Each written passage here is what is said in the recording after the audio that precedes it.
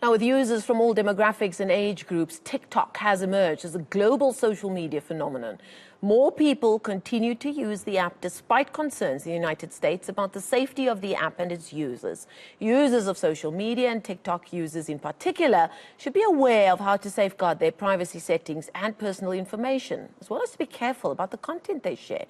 Let's bring in cybercrime investigator Sharon Knowles for more on the topic. Sharon, thanks for your time.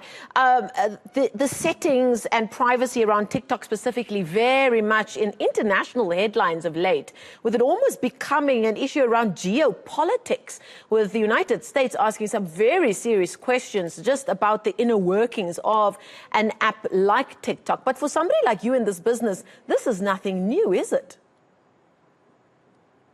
Definitely not. I think with the social media platforms that we have and that people are using today, a lot of people don't really look at what their cybersecurity, well, what their settings are on social media, and they tend to forget what they share. So we see a lot of breaches where people have had their profiles stolen and that they've been phished and information has actually been stolen from them, leading to identity theft. Now, I've spoken to people in your industry for some time, and I've learned that so many of you, because you know about just how much information can be accessed through your social media platform, so many people in your business are just not on social media at all. No Facebook platform, no nothing. But your approach seems to be that there are ways that you can protect themselves. What are your first 3 rules for those who are on social media, or more importantly, especially with a platform like TikTok, your children are on social media? What should they really ensure that they do before they allow any information onto these platforms? I think as a parent, it's very important to check the settings on the app itself and make sure that the correct settings are for the child's age group. Children below the age of 13 shouldn't really be on social media. And if they are, we ask the question, did you create their profile for them and what birth date did you use?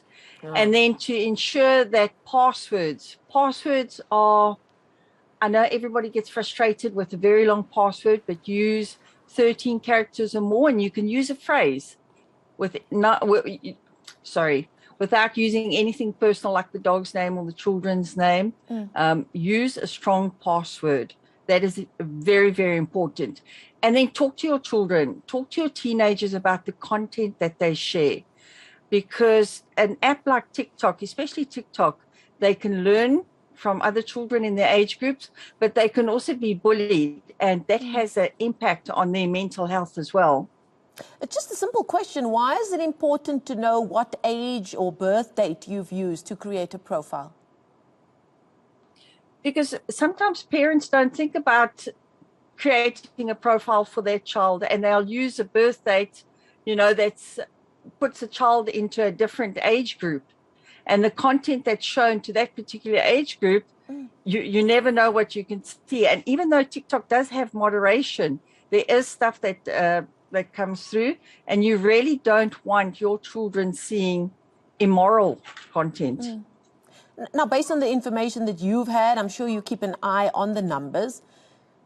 With a large number of people who use social media and involving their kids as well, are we aware enough of what we should be doing to tighten up our private security on these platforms? No, I don't think we are aware enough. And I also think that people have got this fatigue around the world around cybersecurity in general, talking about privacy again. Oh, they're talking about passwords again. But some of the cases that we get in are frightening. It actually makes you want to close off the entire world. Give us an example. The last case was a mother of 2 young boys, and her profile was breached, and they managed to get access to her mobile where she had some intimate photos, and this person took those photos and shared them with her sons. Wow. And would that be quite easy to do? What could she have done to prevent something like that from happening? So she was talking to a stranger and they were speaking about a random topic. And he said to her, look, let me send you some more information. When the link comes through, just click on it and you can read up, you can read more. The thing is, when you're on social media and a stranger that appears over friendly or asking questions and sends links, you never click on the links. Yeah. You never click on links. And it's quite easy to take over another device. And she lost all her content. This person took over her entire mobile device. And she was, what could she do? Her sons received these intimate images. When she phoned me, and I could hardly hear her because she was crying so much. It had such an impact on her, and what they'd taken from her, what they'd accessed. Yes, it was quite a emotional case. Yeah. And then when faced with a phone call like that, with a potential client like that, what are you able to do in that moment? The first thing I do personally is I speak to her. I first let her talk. I let her talk. I let her cry, even if we sit on the phone for 2-3 hours, because she goes through these different stages of anger, of grief, of embarrassment, of what am I going to do? I can't face the world. And I allow her to go through those emotions. And then we start looking at what information she has, what platform the platform that she was on, what she shared, what sort of information the person says he has. And then we start going through devices and we try and collect as much information like that, because when we hand it over to SAPS, we need to make sure that all the information that we've collected, we've done it correctly, and that SAPS can do something about it, take it to the next level. And what is that relationship like with SAPS at this moment?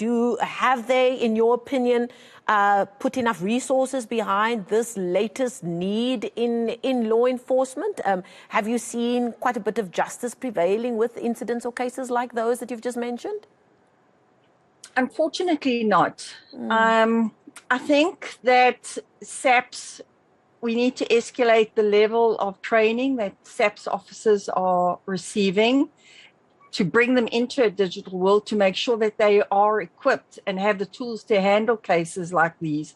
Because with a lot of these cases, third-party organizations like mine, we get called in to do these investigations because SAPS officials are just, not all of them, but some of the local stations are not equipped at all.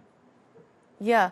And I mean, at the fast pace that this digital world moves in, keeping up to breast and keeping the training up to speed needs to take some very real commitment.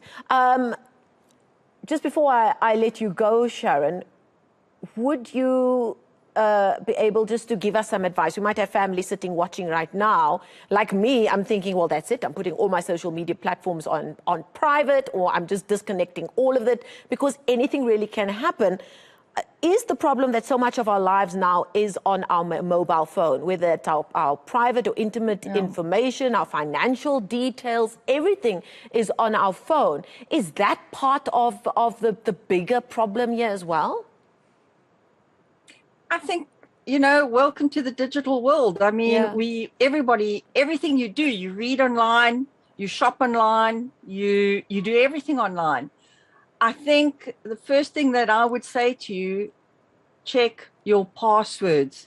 Even if you use a physical notebook to write down your passwords or password manager, but use long passwords, use phrases like, flowers are beautiful, so that it's long enough, it's not and random personal, enough. and yes, and it's random enough. And before you go onto any platform, look at the settings. Take the time to go through those security settings. Where possible, turn your location off, and look what else that the platform offers in terms of their security offerings. Make sure that your children or your teenagers, that they understand it as well. And and keep safe out there. Yeah, because the threats in South Africa are twofold. There is the cybercrime that can take place, or all digital, and you never actually see the so-called bad guy or bad person. And then there's things like, don't put the location of your kid's school. When you post a photo of your kid at their first day at school, don't put the location of that or the location of where you shop every day and that kind of thing, because that could lead to physical crime, especially if you keep an eye on what our crime statistics are like here in South Africa. Mm-hmm. And I think it's escalating. You know, an innocent picture of a child in a school uniform, for an investigator like myself to take that image and go and find out where the location is, what the school is, and a whole lot of information around that is quite easy. Now, for the bad guy who have more sophisticated tools than what we do, it's as easy as 1, 2, 3 for them as well. So you have to think about the things that you post. It's not like, you know, how many years ago where you took a picture and it was an innocent picture that you put online to share the delight in your life and what you've done and that type of thing. These days you have to be more careful. You have to ensure that you are safe from prying eyes, and those prying eyes are online now. Yeah, absolutely. Thank you so much for that conversation. Very sobering stuff.